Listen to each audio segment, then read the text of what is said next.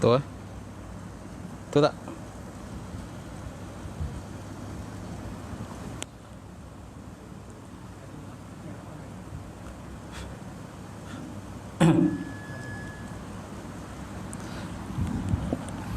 Baik.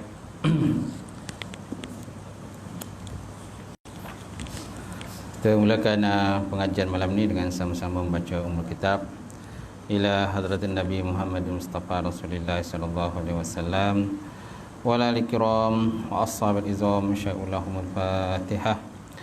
A'udzubillahi minasyaitonir rajim. Bismillahirrahmanirrahim. Alhamdulillahirabbil alamin arrahmanir rahim maliki yaumiddin.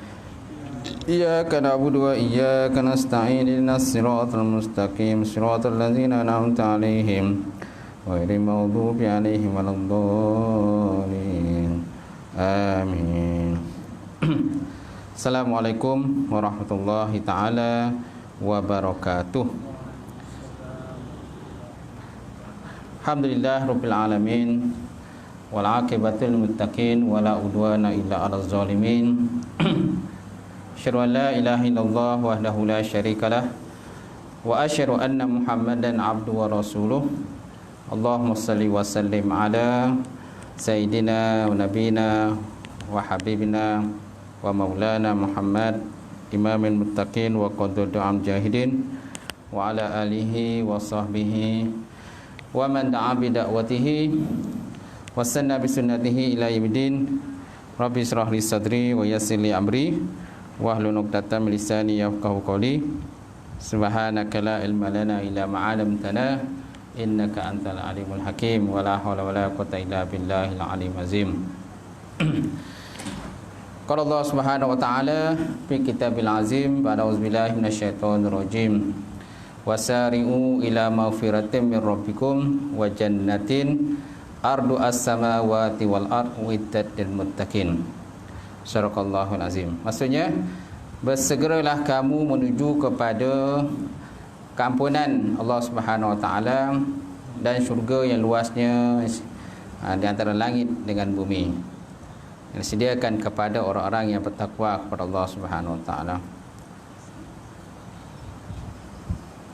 Baik, yang dihormati Tuan Imam kita, tak lupa juga Tuan Bilal, pengurusi surau, jawatan ketua surau, muslimin muslimat yang berbahagia. Alhamdulillah. Kita panjatkan puji dan syukur kepada Allah Subhanahu wa taala kerana dengan limpah kurnia serta rahmat daripada Allah kita dapat bersama sekali lagi malam ni. Untuk kita sambung kuliah kita lah. Setelah kita cuti hari itu, cuti sempena Ramadan dan juga Syawal kan? Ramadan dan Syawal.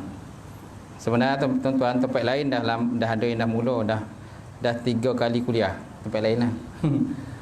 Ada yang 3 kali, ada yang 2 kali, ada yang sekali. Yang kat sini sekali lah, baru sekali malam ni kita dapat jumpa balik, temu balik.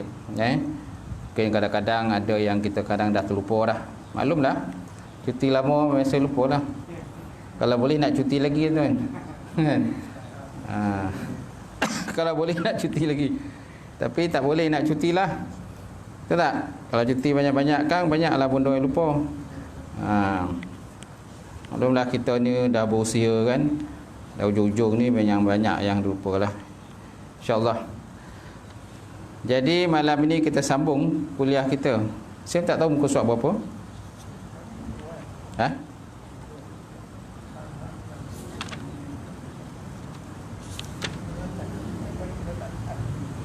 Beberapa masalah berhubung dengan mengucap dua kalimah syahadah dah. Muka surat 9.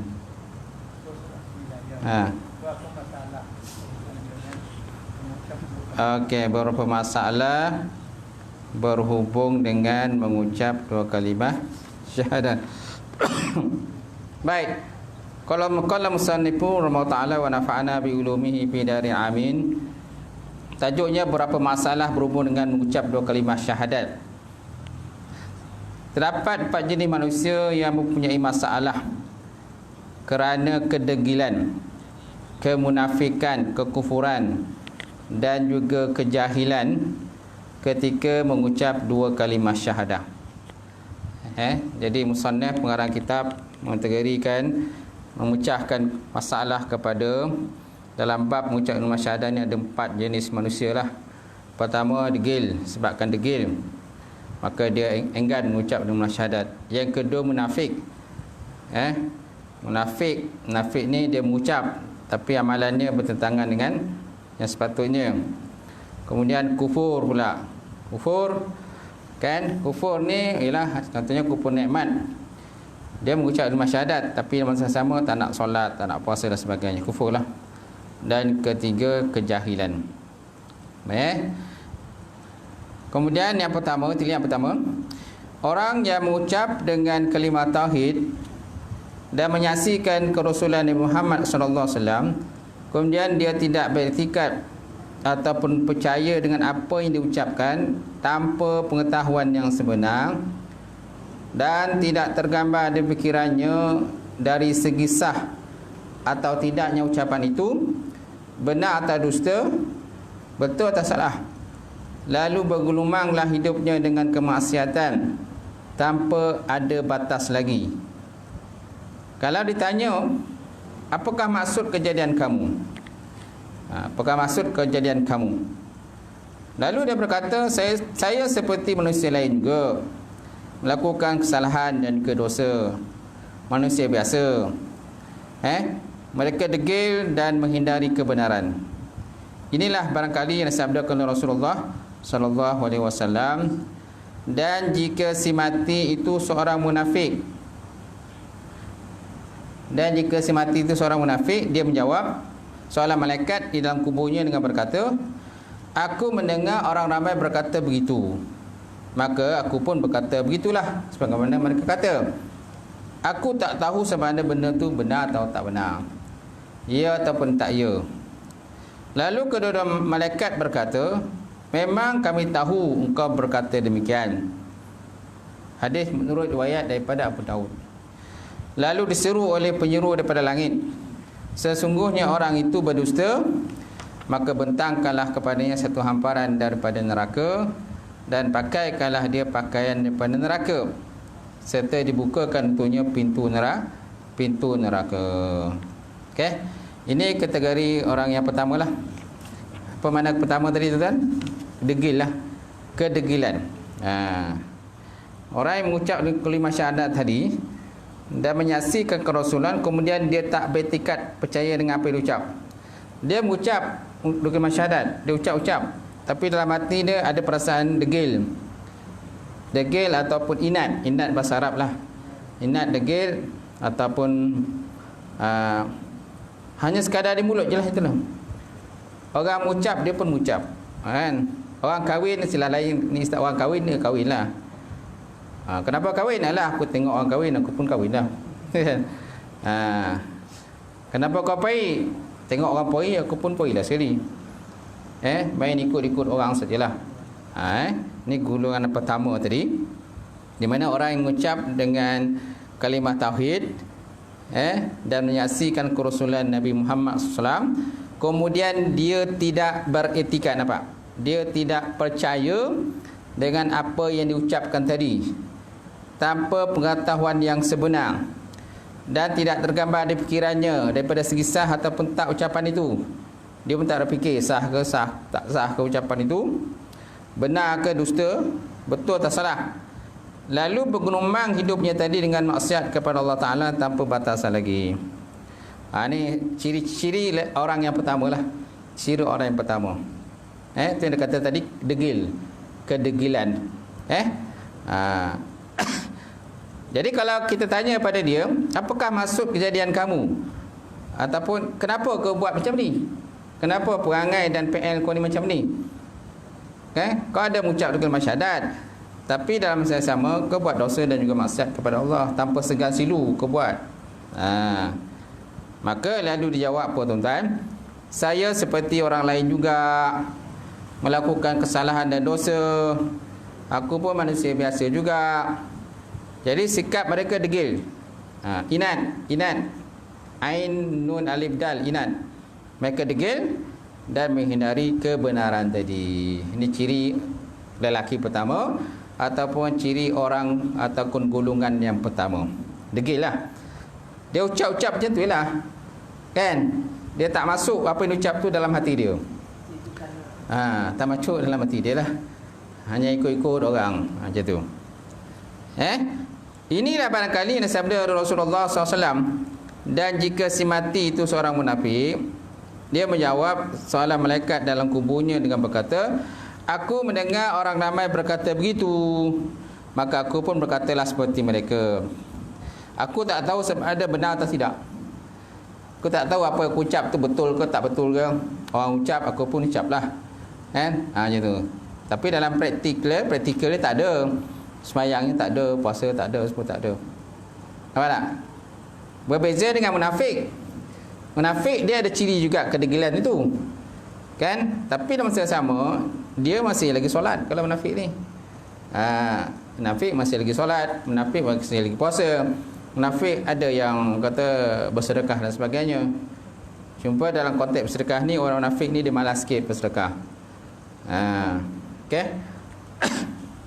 Baik. Lalu kedua malaikat bertanya kepada dia, okey. Memang kami tahu engkau berkata demikian. Ini lafaz menurut riwayat Abu Daud. Lalu diseru oleh penjeru daripada langit, sesungguhnya orang ini berdusta. Maka bentangkanlah kepadanya satu hamparan daripada neraka, dan pakaikan dia pakaian daripada neraka, serta dibukakan untuknya pintu neraka. Nauzubillah min zalik lah. Okey, ini ciri golongan pertama. Dia ada sikap degil. Degil ataupun koreh kepala lah. Hati batu ataupun kepala batu lah saya kata. Kepala batu kan.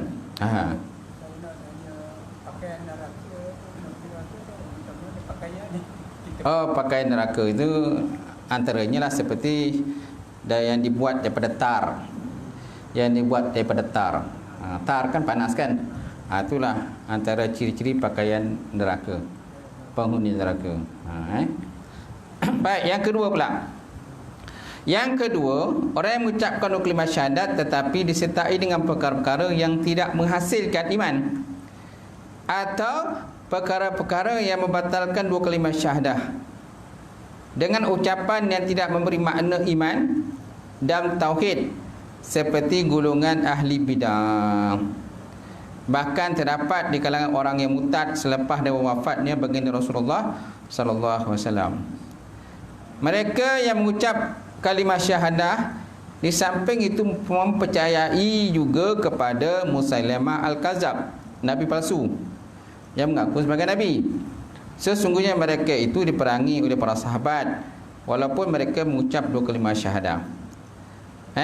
Demikian juga dengan orang-orang yang menganut ideologi moden yang bertentangan dengan syariat pada zaman kita sekarang ini, atau mempercayai aliran kepercayaan karut yang mensyirikkan Allah Subhanahu wa taala. Ini ciri yang kedua lah. Ciri ataupun kriteria golongan yang kedua dalam bab mengucap tadi. Dia ucap dengan syahadat, tetapi disertai perkara-perkara yang tidak menghasilkan iman. Dia buat juga solat tadi, tapi dalam keadaan solat tu malas macam tu. Mana iman itu tak bertingkat lah, menambah lagi mana. Iman itu tawar lah, iman dia tawar. Kerana iman ni pun tuan-tuan dia ada manis. Iman pun ada manis. Bukan tertarik pun ada manis. Tertarik kan, apa tu, kopi jantan ke apa kan. Kopi redik kan manis kan. Ataupun apa lagi, tertarik kan, apa lagi, TU limau tu tak. Bukan saja manis, tapi dalam iman pun ada juga manis. Iman pun ada tawar, ada manis. Kalau dia banyak taat pada Allah, maka iman dia manis. Kalau dia malas kepada Allah, buat ketaatan, maka iman dia tawar sahaja. Jadi golongan yang kedua ni, dia ucap kalimah syahadat tetapi disertai dengan perkara yang tidak menghasilkan iman, atau perkara-perkara yang membatalkan dua kalimah syahadat dengan ucapan yang tidak memberi makna iman Dan tauhid seperti golongan ahli-ahli bidah, orang-orang bidah lah. Buat benda-benda yang tidak diadakan, tak pernah diadakan pada zaman Rasulullah sallallahu alaihi wasallam. Buat benda-benda perkara baru yang bertentangan dengan syariat Allah Subhanahu wa taala. Ini ciri yang kedua lah. Dia ucap juga, ucap-ucap asyhadu an la ilaha illallah wa asyhadu anna muhammadar rasulullah. Tapi lepas tu dia buat benda yang mungkar. Benda yang tak boleh meningkatkan iman dia kepada Allah. Sepatutnya bila kita dah ucap lima syahadat, kita kena meningkatkan iman kita setiap masa. Jadidu imanakum, perbaharuilah oleh kamu akan iman kamu. Al-iman yazid wa yanqus, iman tu berkurang dan juga bertambah. Kalau kurang ketaatan kita, kuranglah iman kita. Apa yang dimaksudnya kepada muslimah al-kazab? Belum sampai lagi, kita sabar. Lagi. Baik. Bahkan terdapat dalam kalangan orang yang murtad seperti wafatnya Rasulullah sallallahu alaihi wasallam. Kan? Mereka yang mengucap kalimah syahadat di samping itu percaya kepada Musailamah al-Kazab. Ini seorang lelaki yang mendakwa dia sebagai nabi. Namanya Musailamah bin, saya tak ingatlah bin siapa, tapi gelarannya Al-Kazab ni pendusta lah, pembohong. Musailamah yang pembohong gitu. Dan Nabi pun pernah sabda akan berlaku di akhir zaman nanti, akan muncul 30 orang lelaki yang mendakwa sebagai nabi palsu. Dan akan ada pengikut dia lah. Macam Ayah Pin ngaku sebagai nabi kan. Rasul Melayu kan, ngaku sebagai rasul. Dia tengok orang Melayu ni tak ada rasul, maka dia pun mendakwalah sebagai, dia declare dia sebagai rasul. Tapi tak ada siapa nak iktiraf dia kecuali pengikut je lah. Pengikut dia iktiraf dia, orang lain tak iktiraf pun. Jadi dia pun ambil ayat Quran juga. Kenapa dia declare sebagai rasul? Dia kata likulli ummatin rasul, dia kata bagi setiap umat itu ada rasul. Jadi kalau kerana orang Melayu tak ada rasul, jadi dia mengakulah sebagai rasul. Sedangkan orang yang nama Rasul pun tak mengaku Rasul. Contohnya Muhammad Rasul. Nama kau siapa? Muhammad Rasul bin Abdul Hamid, katakan namanya Muhammad Rasul. Dia pun tak mengaku sebagai Rasul, hanya nama sebagai Rasul. Tak? Ayat ni tak, dia pula mengaku sebagai Rasul. Ini ciri orang yang golongan yang kedua lah. Dia ucap juga kalimah syahadat, tapi lepas tu buat benda-benda yang tidak mengharam, perkara yang menghasilkan iman. Bahkan ada juga di kalangan para sahabat Rasulullah SAW, nak kira sahabat pun bukan sahabat, sebab mereka kata mengaku Musailamah al-Kazab ni sebagai nabi. Sesungguhnya mereka itu diperangi oleh para sahabat walaupun mereka mengucap kalimah syahadat. So ada beberapa orang lelaki yang mengiktiraf Musailamah al-Kazab ni sebagai nabi. Sedangkan bila nabi dah wafat, tak ada nabi lagi. Kan? Wa ana khatimun nabiyyin, sedangkan aku ialah kesudahan para nabi. La nabiyya ba'di, tidak ada nabi lagi selepas daripada aku. Tapi Musailamah al-Kazab ni dia mengaku sebagai nabi. Lepas itu pula orang beriman pun ada pula yang join dengan dia, ikut pula pro dengan dia pula. Jadi yang join ni, yang ikut Musailamah ni, maka para sahabat memerintahkan supaya mereka itu diperangi. Jadi Abu Bakar masa itu masih hidup, memerintahkan supaya golongan-golongan ini maka naklah diperangi. Jadi baik. Demikian juga dengan orang yang menganut ideologi moden yang bertentangan dengan syariat pada zaman kita, kalau adalah, atau mempercayai aliran kepahaman karut yang boleh mensyirikkan Allah Subhanahu wa taala, benar-benar syirik pada Allah. Taklah kita hindarkanlah. Kan? Percaya pada tangkal azimat, sebenarnya syirik juga.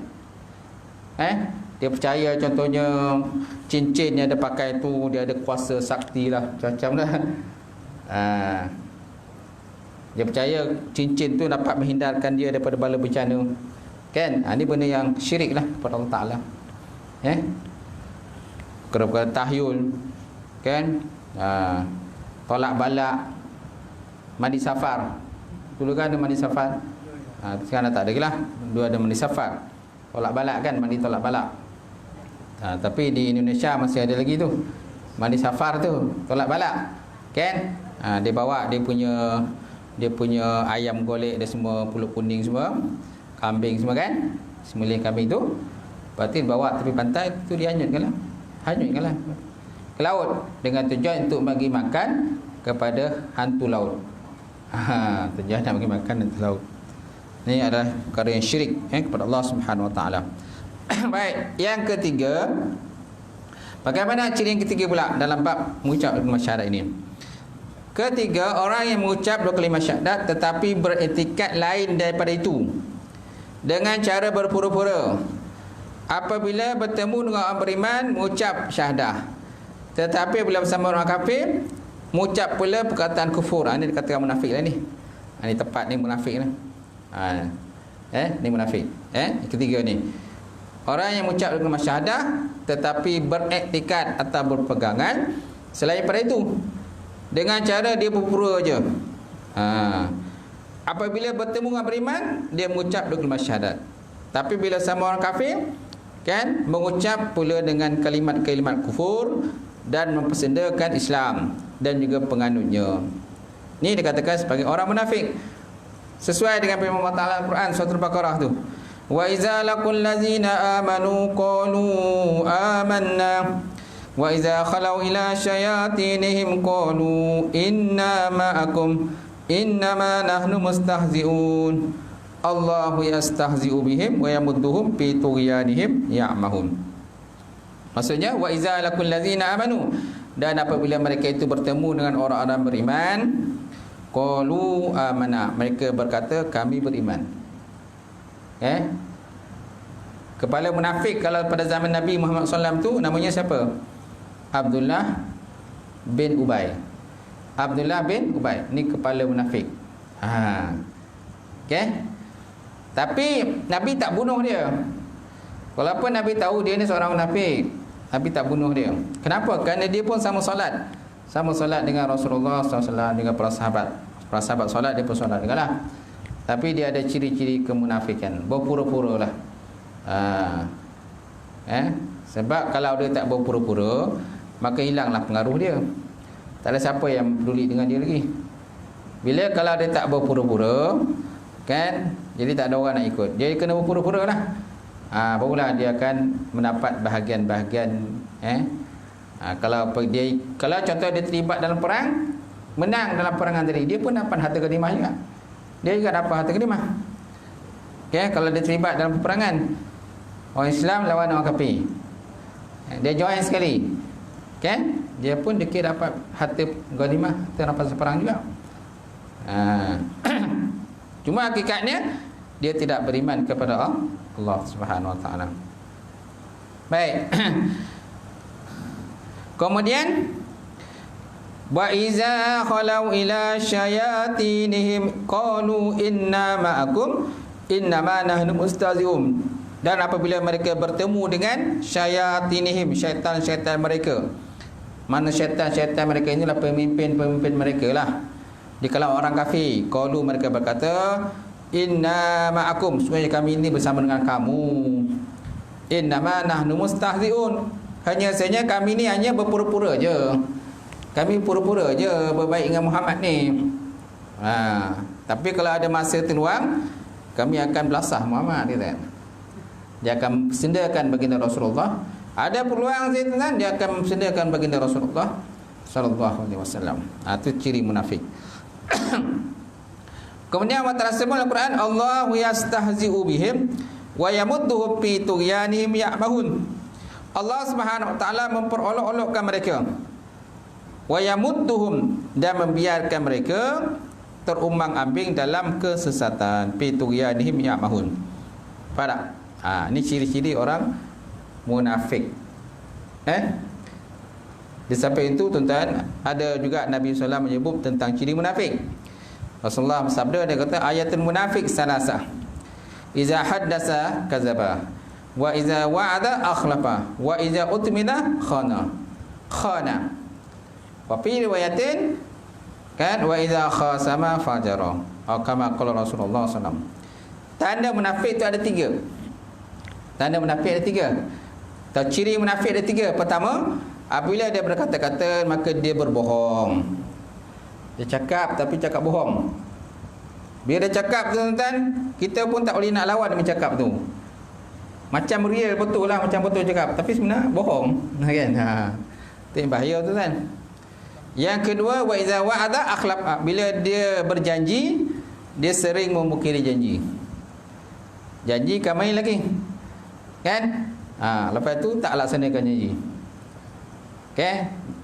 Dia akan bagi berbagai-bagai alasan lah. Macam-macam alasannya kenapa tak tunaikan janji. Tapi dah janjilah. Bila tak tunaikan janji, dinyalahkan orang lain. Dinyalahkan orang lain, kan? Disebabkan dia tak tunaikan janji. Yang ketiga tuan-tuan, yang ketiga, wa iza utmila khana. Apabila diamanahkan, dia mengkhianati amanah. Orang letakkan barang pada dia, sesuatu barang untuk disimpan, dijaga. Kerana yang tuan punya barang pergi suatu tempat yang lain. Bila yang tuan barang balik semula untuk dapatkan barangnya, dapati barangnya dah tak ada, dah hilang. Orang yang jaga barang tadi membagi berbagai-bagai alasan, beri barang, sedangkan barang itu dia telah ambil, dia telah gunakan barang itu. Maknanya orang yang dimanahkan kemudian mengkhianati amanah. Dan ada satu riwayat menyatakan bahawa ditambah satu lagi ciri munafik ini, wa idza khasama fajara. Apabila dia berbantah-bantah, dia melewati daripada had perbantahan. Bila berbantah, melewati daripada had perbantahan, sampai tingkatan tangan naik, kaki naik, sepak orang tumbuh dan sebagainya, kan? Malahan dengan orang Islam dia benci, dengan orang kafir dia tak benci pula. Dia berbaik-baik dengan orang kafir. Orang musuh Islam dia berbaik, tapi dengan orang Islam sendiri benci dengan orang Islam. Itu ada ciri-ciri manusia ya pada akhir zaman ni tuan-tuan. Baik, seterusnya yang keempat. Yang keempat, golongan yang keempat yang ada kaitan dengan mengucap dua kalimah syahadat, ialah golongan yang tidak mengerti makna tauhid dan tidak mengenali orang yang jahil dalam bidangnya dan tidak mendampingi mereka. Tetapi mereka apabila mereka datang menemui ahlinya dan diberitahu tentang syahadah itu dan tuntutannya, mereka mengaku dan mengucap. Mereka redha dengan ucapan itu, tetapi masih jahil tentang hakikat syahadah. Masih jahil tentang hakikat syahadah. Orang seperti ini tuan-tuan, orang seperti ini kita mengharap Allah Ta'ala beri rahmat kepada mereka, dan tak harus bagi kita menghukum mereka dengan kafir. Dan mudah-mudahan diberi syafaat kepada hari kiamat, walaupun orang tersebut masih bergelumbangan dengan dosa dan maksiat kepada Allah Subhanahu wa taala. Ini ciri yang keempat.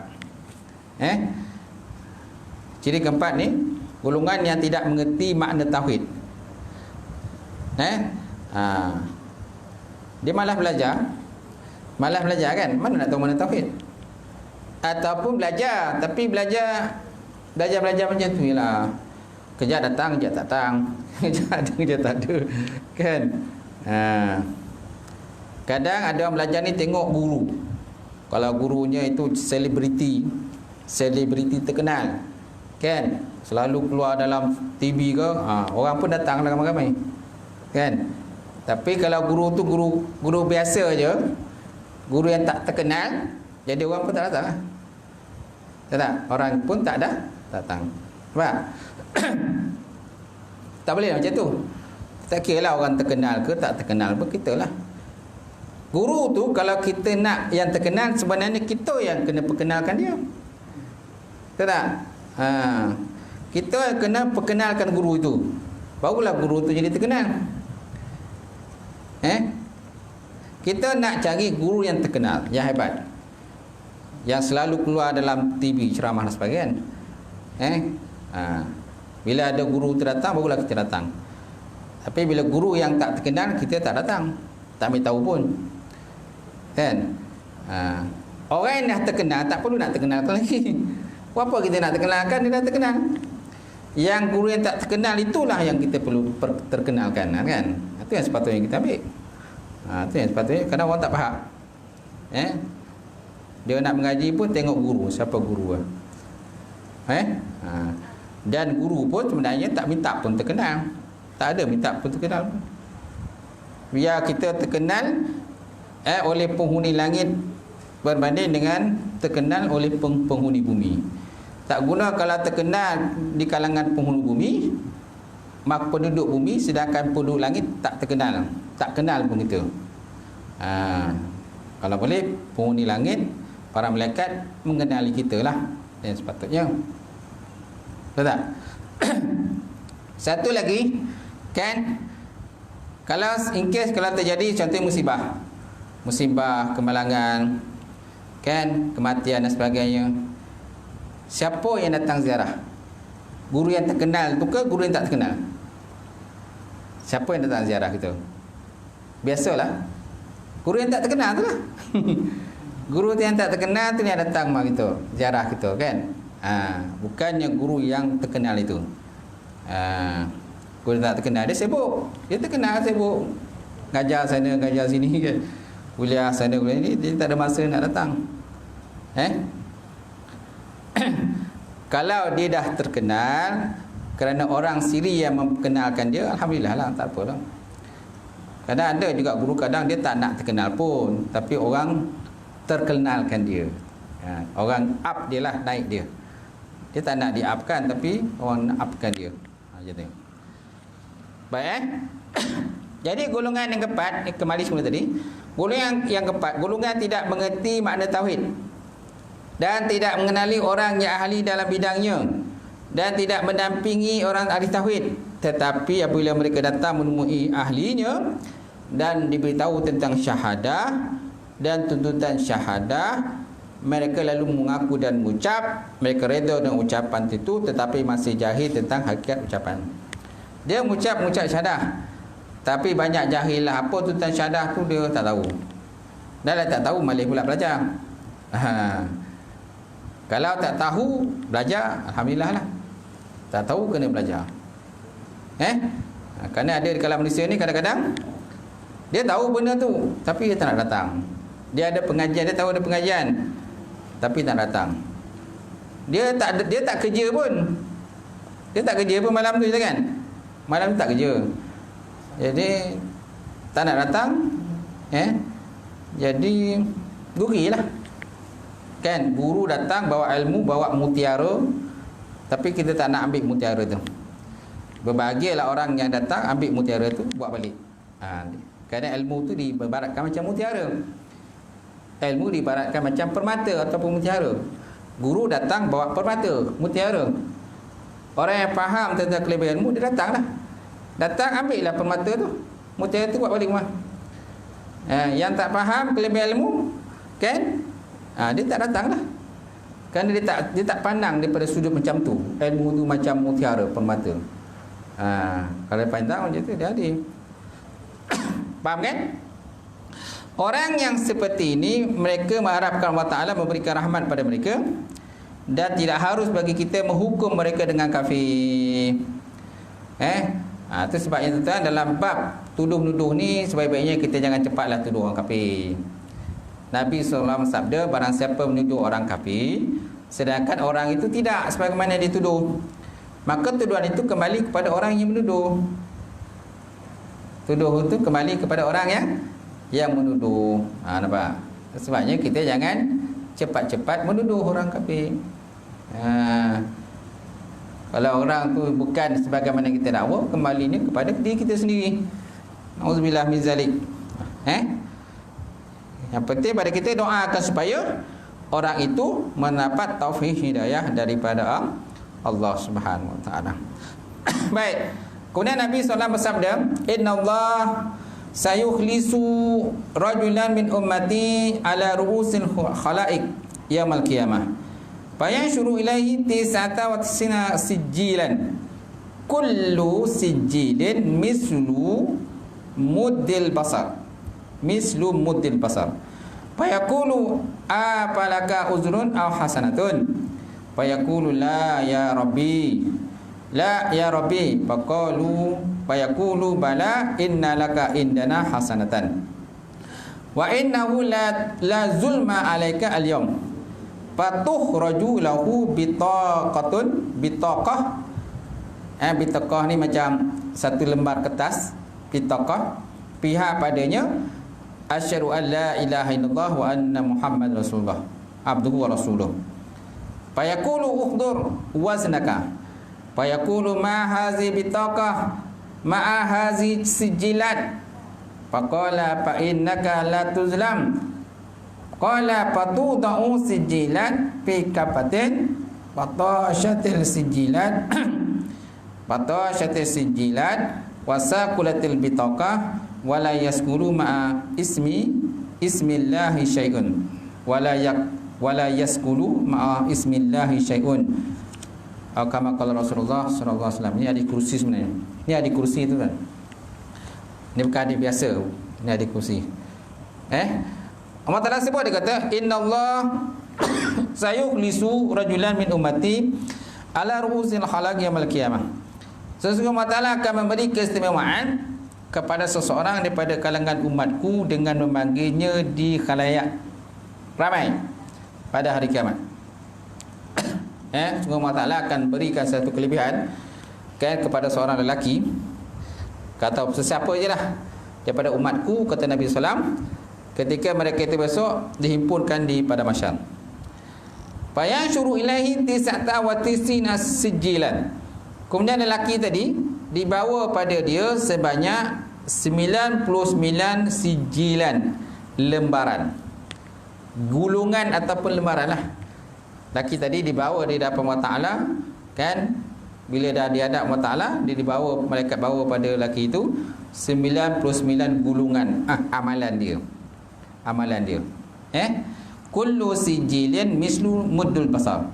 Tiap-tiap dia punya lembaran tu panjangnya sejauh mata memandang.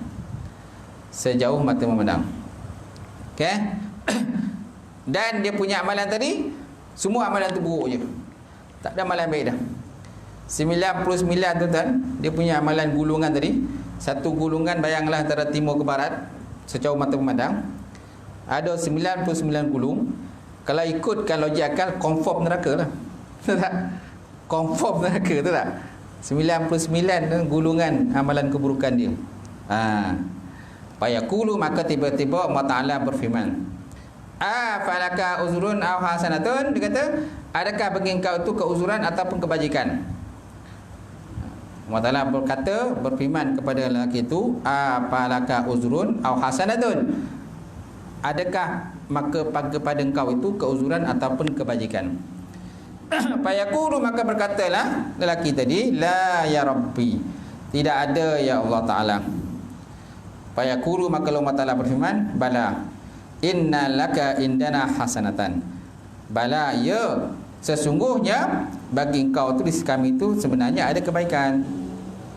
Wa innahu la tuzlam alaika ayyam. Sesungguhnya engkau hari ini tidak akan dizalimi. Engkau hari ini tidak akan dizalimi. Fatukhraju lahu bitaqah.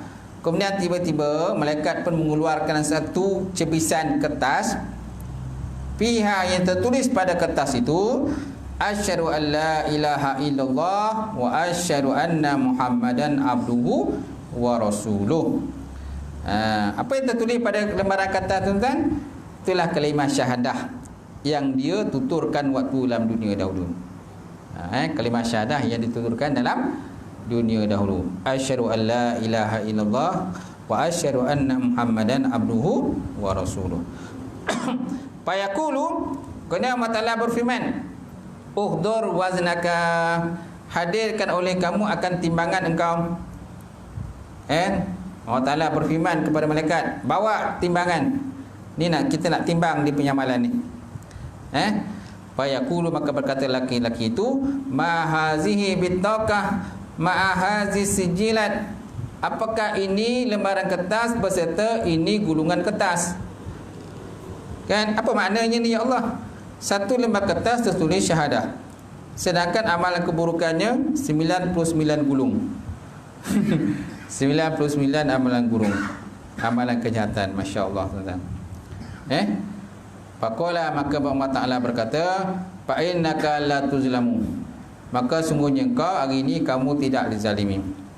Qala, maka kata ia, fatudu'u sajjalat fi kafatin, maka lalu diletakkan tuan-tuan dia punya lembaran gulungan tadi 99 tadi, fi kafatin, pada satu piring lah, pada satu piring amalan tadi.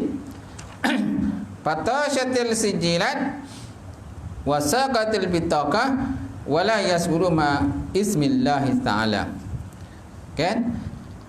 Kemudian surat amalnya yang bergulung-gulung tu letakkan pada sebelah daun neraca, dan kertas kecil letakkan pada daun neraca yang sebelah lagi. Lalu suratan amal buruknya terangkat ringan, dan kertas kecil yang secipis itu berat menurun. Masya Allah, Masya Allah kan. Okay? Nampak tak? Kalau logik akal kita tak mungkin boleh berlaku kan. Tapi nak nyata pada kita kelebihan kalimah syahadah tu berat nilainya sisi Allah Subhanahu Wa Taala. Ringan nak sebut, bukannya berat pun nak sebut, berapa perkataan je, berapa huruf saja kan. Tapi dia punya nilaian tu kan berat di sisi Allah Subhanahu Wa Taala. Lalu bila letakkan pada satu piring yang satu lagi, maka rupa-rupanya kertas yang tulis kalimah syahadah tu lagi berat berbanding dengan kertas yang bergulung-gulung tadi. 99 gulung tadi tuan, dengan amalan kejahatan yang dibuatkan oleh lelaki tadi tuan. Okey, kerana tidak ada satu benda pun yang boleh menjadi berat berbanding dengan apa yang mengandungi nama Allah Subhanahu Wa Taala. Nampak? Hadis riwayat Imam Ahmad, Imam Tirmizi dan juga Ibnu Majah. Wallahu a'lam. Boleh? Itulah tadi terdapat berapa tadi tuan? 4 gulungan. 4 gulungan yang berkaitan dengan mengucap 2 kalimah syahadah. 1 gulungan yang degil, 2 gulungan munafik, 3 kufur, dan 4 gulungan yang jahil tentang makna kalimah syahadah itu. So akan datang kita sambung perkara-perkara yang boleh membatalkan 2 kalimah syahadah pula. Wallahu a'lam bissawab. Baik. Saya buka kalau ada pertanyaan lagi. Ada tak?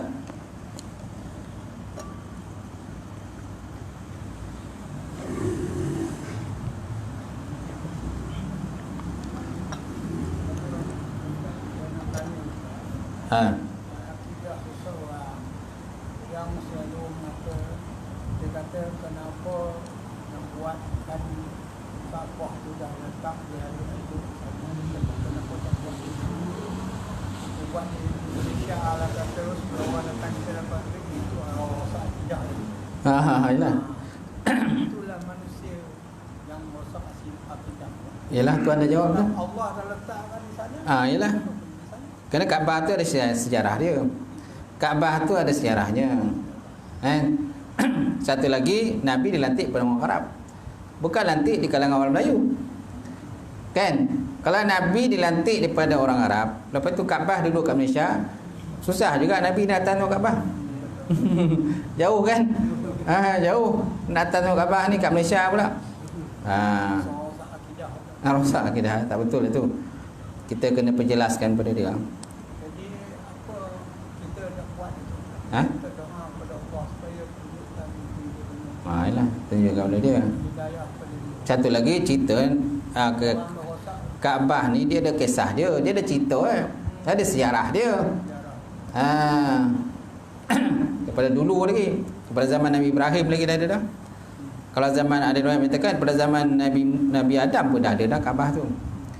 Okey. Cuma tak adalah macam sekarang ini. Kaabah tu macam mana bentuk dia. Tak? Pada zaman Nabi, sebelum Nabi lahir pun dah ada Kaabah dah. Yang tentera Abrahah tu datang. Tentera Abrahah pada Yaman yang datang nak meruntuhkan Kaabah. Lalu mereka diserang oleh burung ababil. Kan? Burung ababil. Tayran ababil. Tarmihim bihijaratin min sijil faja'alahum ka'asfin ma'kul. Lalu mereka dilontar dengan burung ababil yang bawa batu daripada neraka. 3 batu. Ada yang menyatakan batu tu tak besar, kecil je. Besar kacang je batu tu. Ha. Ha? Tanya satu, adakah rosak ke hati kita Ha. semasa saya di Mekah di Masjid Haram? Saya sembahyang penuh dalam di luar. Ha. Di luar tapi hati itu berkata, kata yang nanti saya sujud nanti atas apa kita punya summit kan. Atau pakarlah muka pula ada hati teringat tapi Allah bertanya pula Rasul sopan pandai tapi justru sejuk. Sejuk ya. Saya sejuk lah. Dan hati saya berkata lah. Ini garang terbakar. Kata di Malaysia memang terbakar lah. Panas sangat kan. Panas tu tapi di sana saya dia sujud-sujud sejuk. Sejuk. Itu yang kadang itu hikmah daripada Allah. Buruk sangka lah tu. Copet sangat kadang buruk sangka. Kan? Kata-kata belum lagi kita sujud kita okey. Kena istighfar banyak-banyak lah lepas tu. Kena istighfar lah banyak-banyak. Akidah tu tak ada terbatal akidah. Cuma kita punya tahap iman tu dah kurang lah. Kenalah kita perbaiki diri kita lah. Sifat banyak-banyak lah kepada Allah Ta'ala. Allah Ta'ala ampunkan dosa kita. Baik habis. Cukup sekadar tu ngajian kita. Auzubillahi minasyaitonir rajim. Bismillahirrahmanirrahim. Alhamdulillahirabbil alamin wassalatu wassalamu ala asyrofil mursalin wa ala alihi washabbihi ajmain. Allahumma zidna ilman nafi'a wa yaqinan sadiqan wa taqabbala wa rizqan halalan mubarakatan katsira wa siyanatan ya alimna wa lana qulubana bi nuri ma'rifatika wa ta'alabin. Allahumma fakana bidin Allahumma fakana bidin Allahumma ij'alna hasan jama'al marhuma wa tafarraqana min ba'di tafarruqan azma. Rabbana atina fid dunya hasanah wa fil akhirati hasanah wa qina azabannar. Subhana rabbika rabbil izzati amma yasifun wa salamun. Qabbalallahu minkum inna minkum taqabbal ya karim.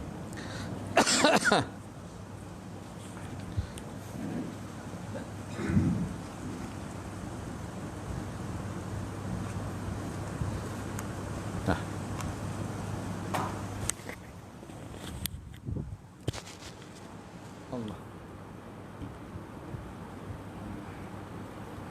Ucapkan juga terima kasih kepada Ustaz mengingatkan tentang kuliah dia dah menyampaikan